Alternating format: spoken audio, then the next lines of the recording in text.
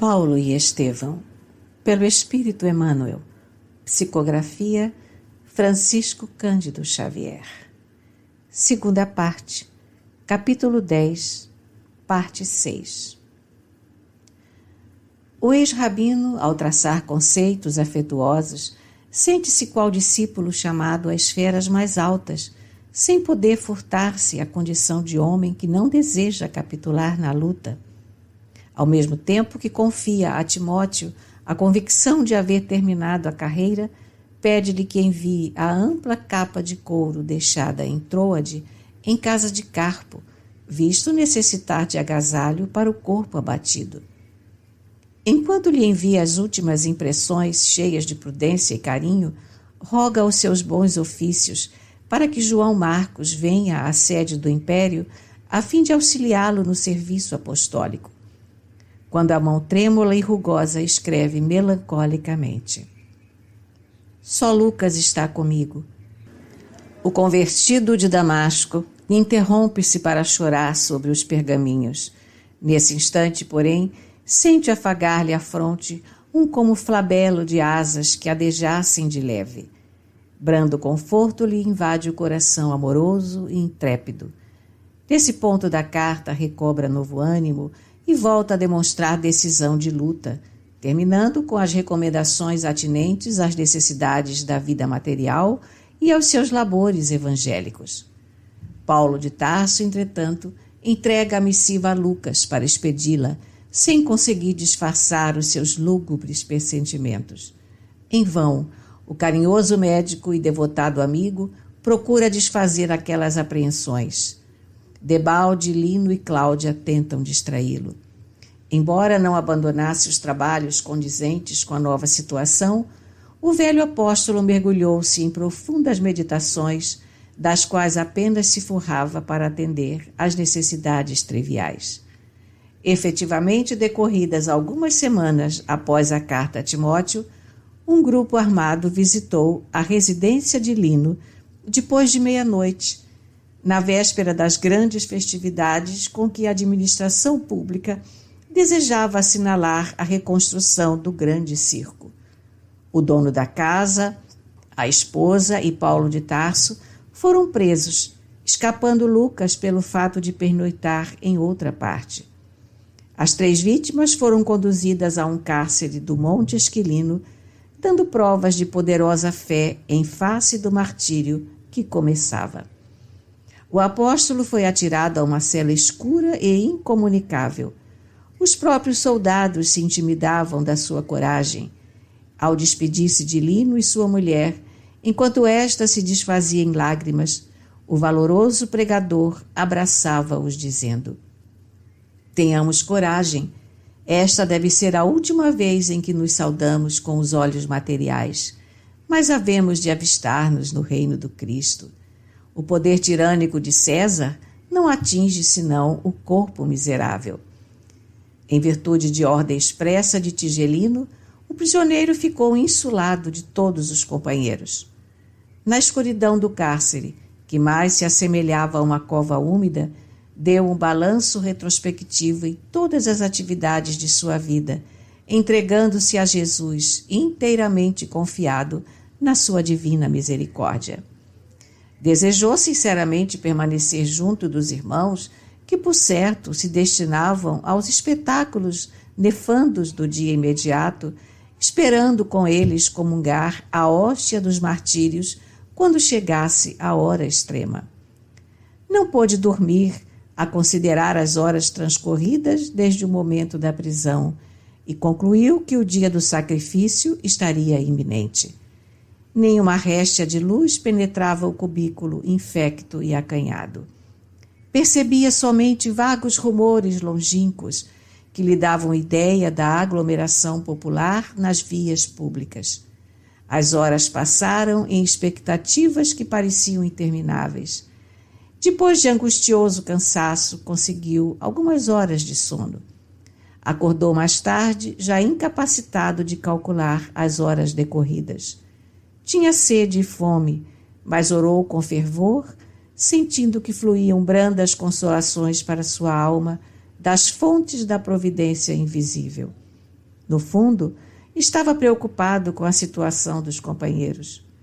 Um guarda o informara de que enorme contingente de cristãos seria levado ao circo, e ele sofria por não ter sido chamado a perecer com os irmãos na arena do martírio por amor a Jesus. Mergulhado nessas reflexões, não tardou a sentir que alguém abria cautelosamente a porta da enxovia. Conduzido ao exterior, o ex-rabino defrontou 6 homens armados, que o aguardavam junto de um veículo de irregulares proporções. Ao longe, no horizonte pontilhado de estrelas, delineavam-se os tons maravilhosos da madrugada próxima. O apóstolo silencioso obedeceu à escolta. Ataram-lhe as mãos calejadas brutalmente, com grosseiras cordas. Um vigilante noturno, visivelmente embriagado, aproximou-se e escarrou-lhe na face. O ex-rabino recordou os sofrimentos de Jesus e recebeu o insulto sem revelar o mínimo gesto de amor próprio ofendido. Mais uma ordem tomou lugar no veículo, junto dos 6 homens armados que o observavam, admirados de tanta serenidade e coragem. Os cavalos trotaram lépidos, como se quisessem atenuar a friagem úmida da manhã. Chegados aos cemitérios que enfileiravam ao longo da Via Ápia, as sombras noturnas se desfaziam quase completamente, auspiciando um dia de sol radioso. O militar que chefiava a escolta mandou parar o carro e, fazendo descer o prisioneiro, disse-lhe hesitante: o prefeito dos pretorianos, por sentença de César, ordenou que fosseis sacrificado no dia imediato ao da morte dos cristãos votados às comemorações do circo realizadas ontem. Deveis saber, portanto, que estás vivendo os últimos minutos. Calmo, olhos brilhantes e mãos amarradas, Paulo de Tarso, mudo até então, exclamou, surpreendendo os verdugos com a sua majestosa serenidade: ciente da tarefa criminosa que vos incumbe desempenhar, os discípulos de Jesus não temem os algozes que só lhes podem aniquilar o corpo.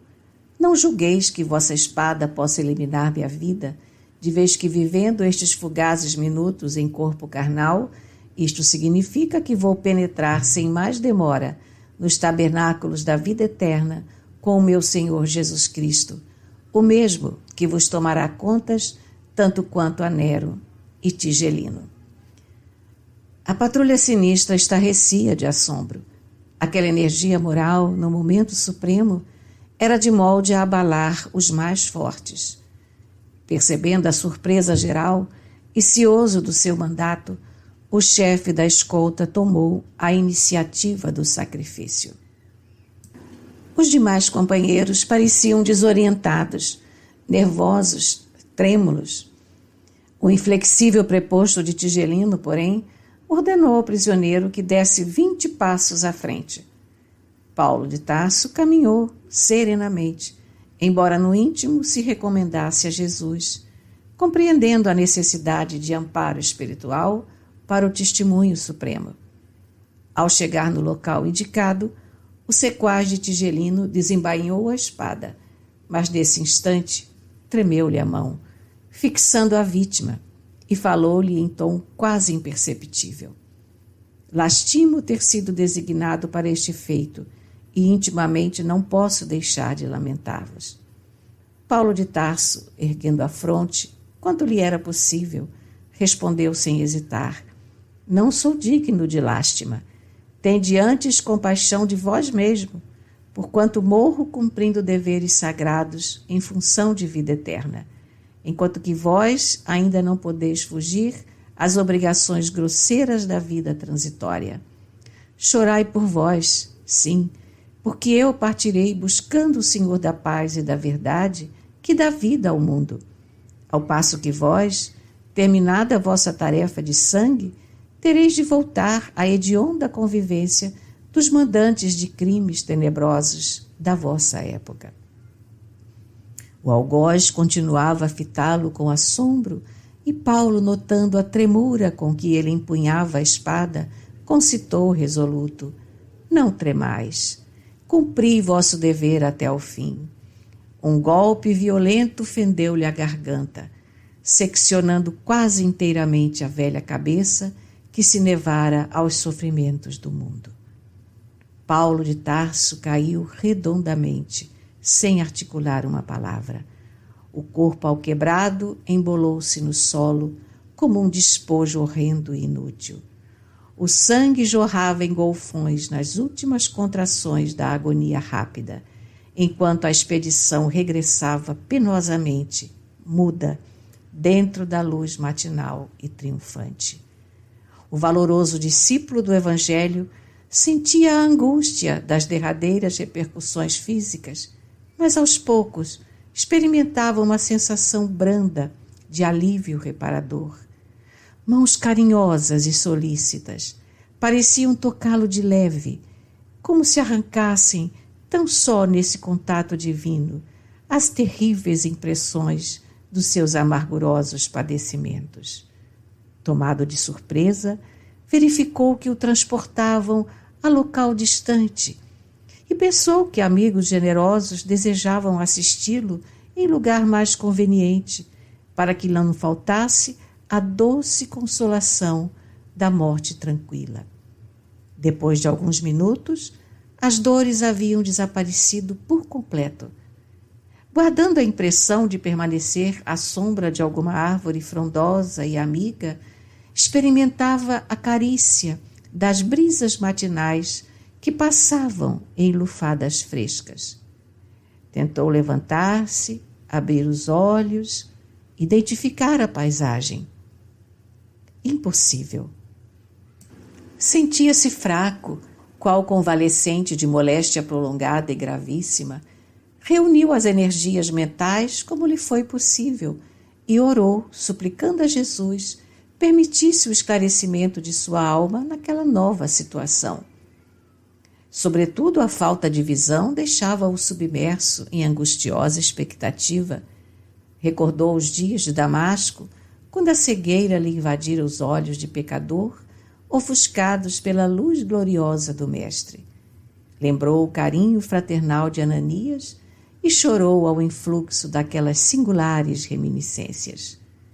Depois de grande esforço, conseguiu levantar-se e refletiu que o homem precisava servir a Deus, ainda que tateasse em densas trevas. Foi aí que ouviu passos de alguém que se aproximava de leve.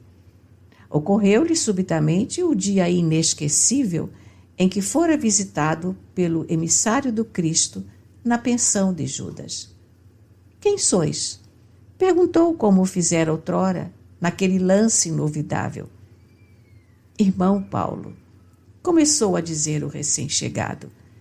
Mas o apóstolo dos gentios, identificando aquela voz bem amada, interrompeu-lhe a palavra, bradando com júbilo inexprimível. Ananias, Ananias! E caiu de joelhos em pranto convulsivo. Sim, sou eu, disse a veneranda entidade, pousando a mão luminosa na sua fronte. Um dia, Jesus mandou que te restituísse a visão para que pudesses conhecer o caminho áspero dos seus discípulos. E hoje, Paulo, concedeu-me a dita de abrir-te os olhos para a contemplação da vida eterna. Levanta-te, já venceste os últimos inimigos, alcançaste a coroa da vida, atingiste novos planos da redenção. O apóstolo levantou-se afogado em lágrimas de jubilosa gratidão, enquanto Ananias, pousando a destra nos seus olhos apagados, exclamou com carinho: Vê novamente, em nome de Jesus. Desde a revelação de Damasco, dedicaste os olhos ao serviço do Cristo. Contempla agora as belezas da vida eterna, para que possamos partir ao encontro do Mestre amado. Então, o devotado trabalhador do Evangelho reconheceu as maravilhas que Deus reserva aos seus cooperadores no mundo cheio de sombras. Tomado de espanto, identificou a paisagem que o rodeava. Não longe estavam as catacumbas da Via Ápia. Misteriosas forças o haviam afastado do quadro triste em que se decompunham os despojos sangrentos. Sentiu-se jovem e feliz. Compreendia agora a grandeza do corpo espiritual no ambiente estranho aos organismos da terra. Suas mãos estavam sem rugas, a epiderme sem cicatrizes. Tinha a impressão de haver sorvido um misterioso elixir de juventude. Uma túnica de alvura resplandecente envolvia-o em graciosas ondulações. Mal despertava do seu deslumbramento, quando alguém lhe bateu levemente no ombro. Era Gamaliel, que lhe trazia um ósculo fraternal. Paulo de Tarso sentiu-se o mais ditoso dos seres. Abraçando-se ao velho mestre e a Ananias, num só gesto de ternura, exclamava entre lágrimas: só Jesus me poderia conceder alegria igual. Mal não acabara de o dizer, começaram a chegar velhos companheiros de lutas terrenas, amigos de outros tempos, irmãos desvelados que lhe vinham trazer as boas-vindas ao transpor os umbrais da eternidade. Os deslumbramentos do apóstolo sucediam-se ininterruptos. Como se ficassem em Roma, à sua espera, todos os mártires das festividades da véspera chegaram cantando nas proximidades das catacumbas. Todos queriam abraçar o generoso discípulo, oscular-lhe as mãos. Nesse ínterim, dado a impressão de nascer em maravilhosas fontes do mais além, ouviu-se uma cariciosa melodia, acompanhada de vozes argentinas que deviam ser angélicas. Surpreendido com a beleza da composição, intraduzível na linguagem humana, Paulo ouvia o venerando amigo de Damasco, que explicava solícito: este é o hino dos prisioneiros libertados. Observando-lhe a intensa comoção, Ananias perguntou qual o seu primeiro desejo na esfera dos redimidos. Paulo de Tarso intimamente recordou Abigail e os anelos sagrados do coração, como aconteceria a qualquer ser humano.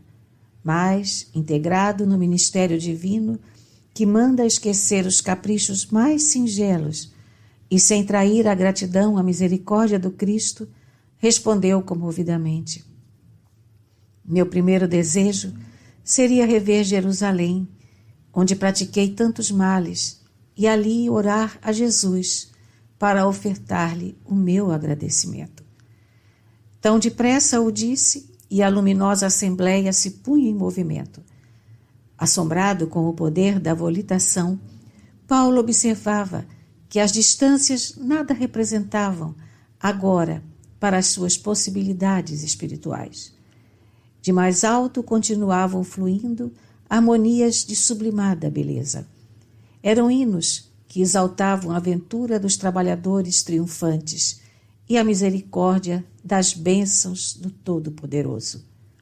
Paulo desejava imprimir à divina excursão o sabor de suas reminiscências.